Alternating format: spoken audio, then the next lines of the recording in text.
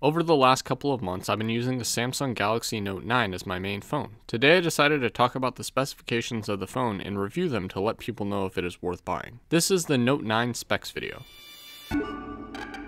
Hello everybody, my name is Matt and this is Real World Review. What I'm going to do is go over the specs of the phone, and at the end I will score the phone based on my personal experiences as a user and cell phone repairman.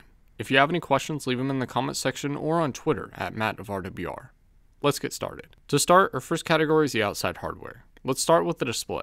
The display is a curved 6.4-inch Super AMOLED screen with a resolution of 1440 by 2960, totaling 516 pixels per inch.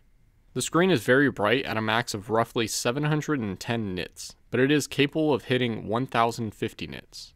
The front has Corning Gorilla Glass 5, making the front scratch resistant.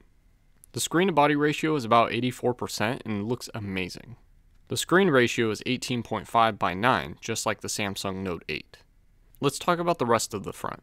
We start at the top where the earpiece and the sensors are. There is a small speaker grill in the middle that doubles as a loudspeaker. To the right is the iris scanner and an 8-megapixel front camera. To the left are the proximity and ambient light sensors, an LED for notifications, and the infrared emitter for iris scanning. On the bottom portion there is nothing but a slim black bar. Moving on to the frame. On the bottom is a USB-C 3.1 port, a hole for the microphone, 4 ovals for the second loudspeaker on the phone, the Bluetooth S Pen, and a headset jack. That's weird. On the right side there is a single power button. On the left side is a volume rocker and a Bixby button. And on the top there is another microphone and a tray for the SIM and SD card. On the back of the device are 2 sensors, both 12-megapixel sensors, one being a dual aperture lens and the other is a telephoto lens. To the right of that is a single LED flash unit and a heart rate sensor. Under that is a fingerprint scanner, and around all of that is a curved glass back. As for the size, the device is 161.9mm tall, 76.4mm wide, and 8.8mm thick, or 6.37 inches tall, 3.01 inches wide, and 0.35 inches thick. As for the weight, the Note 9 is 201 grams, or 7.09 ounces. The phone is water resistant and does not have a user removable battery or back. And now we move on to the cameras. There are 2 cameras, one being a dual aperture 12-megapixel sensor, while the other sensor is a telephoto lens at 12 megapixels. There is also a single LED flash unit. The aperture is f2.4 for both sensors, while the main one can change to f1.5, and both sensors are optically stabilized. The phone supports different camera features like portrait mode, panorama, super slow-mo, and hyperlapse. The rear camera can record video in a couple of ways. You can record 4K at 60 or 30 frames per second, 1440p at 30 frames per second, 1080p at 60 or 30 frames per second, and 720p at 30 frames per second. And slow motion video can be captured at 1080p at 240 frames per second, or 720p at 960 frames per second. The camera can also capture 18.5 by 9 and 1:1 at 1080p or 1440p, respectively. The front camera is a focusable 8-megapixel sensor with the aperture of f1.7. It allows for a max of 1440p recording at 30 frames per second. The next category is the inside hardware. As usual, we start with the processor. The processor in this phone is a 64-bit Qualcomm Snapdragon 845 chip. It is a 10nm octa-core processor with 4 cores running at 2.8 GHz and 4 cores running at 1.7 GHz. Geekbench gives the phone a score of around 2,416 for the single core and 8,897 for the multi-core test. The GPU is an Adreno 630 that runs at 710 MHz. When testing a GPU, Geekbench gives a score of about 13,667. The phone has 6 GB of LPDDR4X RAM, which works well. The model I'm reviewing is the N960U1, and it is factory unlocked. The phone supports 1G, 2G, 3G, and 4G, assuming that the market you're in still supports those, along with LTE bands 1, 2, 3, 4, 5, 7, 8, 12, 13, 14, 17, 18, 19, 20, 25, 26, 28, 29, 30, 38, 39, 40, 41, 46, 66, and 71. As for Wi-Fi and Bluetooth, the Wi-Fi chip is at 802.11a, B, G, N, AC dual band, and the Bluetooth is version 5.0. This phone also supports NFC, AGPS, and GLONASS. The battery is a 4000 mAh lithium-ion cell that is supposed to last all day. Samsung doesn't have any benchmarks for this battery, but it should last a full day with medium to heavy usage. The phone supports Quick Charge 2.0 and should give you a day of charge in less than 45 minutes. A full charge should take roughly 110 minutes. This phone also supports fast wireless charging. The phone comes out of the box with Android 8.1 Oreo. This phone will be upgraded to Android 9.0 Pie sometime in 2019. This phone supports a few audio formats like MP3, WAV, M4A, RTX, and FLAC. As for video playback, the phone supports formats like MP4, MKV, WMV, and AVI. Now that we have gone over the specs, it's time for us to give this phone a score. Note that this phone comes in a few variations, those being 6GB of RAM and 128GB of storage, or 8GB of RAM with 512GB of storage. The one that I have is 6GB of RAM with 128GB of storage. This phone can be purchased new for $999 or $1,249 depending on the size. Depending on your carrier and the timing, Samsung may be selling this phone for a cheaper price. It should also be noted that this phone is 6 months old and most people will want to buy this phone used, and the scoring does account for that. Let's start with the frame. The phone is made out of glass and metal. The front is made out of glass as well as the back of the phone. The screen is a curved Super AMOLED display with no notch. Nothing much going on with the front, which is pretty nice. The frame of the phone is a fairly durable matte aluminum that wraps all around the phone. As for bending, it shouldn't be an issue for sure. The camera lens is glass and protrudes a little bit, and breakage is pretty common. This is a large phone, like really large. The 18.5:9 ratio is weird still, but it's the same as the Note 8. The power button is on the right, and on the left side is a volume rocker, but the annoying Bixby button still exists. Samsung got rid of the physical home button, but they still can't figure out how to get rid of the Bixby button. This phone is sleek and slippery, but that isn't a bad thing. You should put a case on the phone, but I lived without one. The phone looks like the Note 8, but a more refined version, which isn't a bad thing. At least they kept the headset jack on this model. Overall, the Note 9 will get an 8.25 out of 10 for the outside hardware.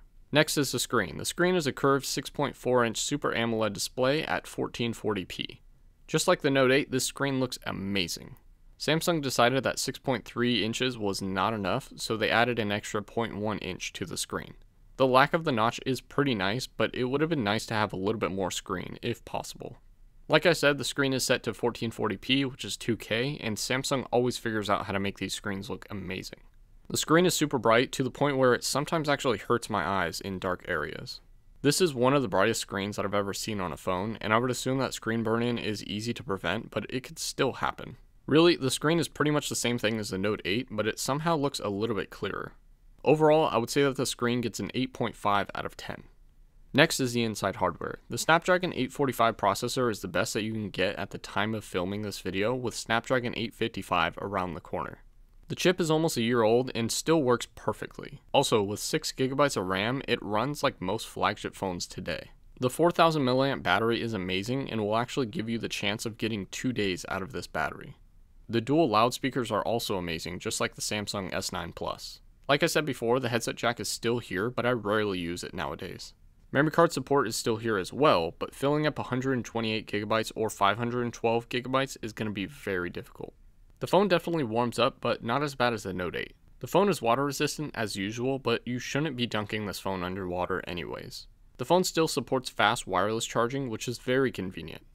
Lastly, there is an S Pen. The S Pen has so many new features now, but just like the Note 8, I don't really use it that much, but I'll still talk about that in a little bit. Overall, the phone gets an 8.25 out of 10 for the inside hardware. Next is the camera. The front and the back cameras are amazing, as usual.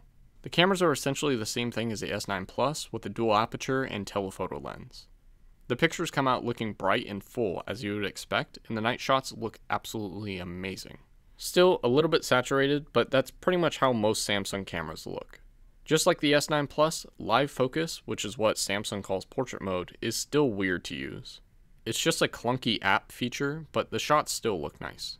The back camera has dual optical image stabilization, which works wonders for photos and videos. Speaking of video, 4K at 60 frames per second is nice, as well as the super slow-mo, but I rarely ever use the super slow-mo.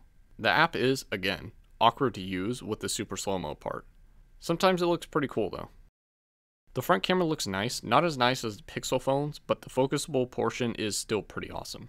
I wish that the front camera supported 60 frames per second video of any quality. Overall, I would say that the cameras are some of the best out there, so it gets an amazing 8.5 out of 10. Next is the software. The phone is fast, but there are some phones that are faster. Having 6 GB of RAM is nice, but the phone is very similar to the S9 Plus performance-wise. By the way, I'm assuming that you know about the S9 Plus or have watched my review of the S9 Plus.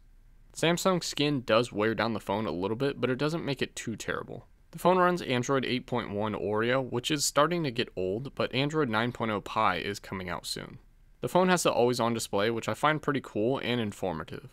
The phone lacks double tap to wake, but adding pressure to the home button area works almost the same way. The fingerprint scanner is in a more appropriate place now and still has gestures, which I use pretty often with this larger screen.